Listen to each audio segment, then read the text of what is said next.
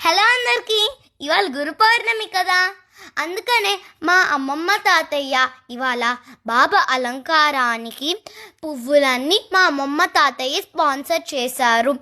బాబాని బాగా అలంకరించారు కదా. నాకైతే బాగా నచ్చారు బాబా.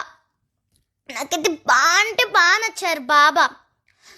మేము ఎవ్రీ టైం గురు పౌర్ణమికి మా ఫేవరెట్ ఫుడ్ ఐటెం వదిలేస్తాము.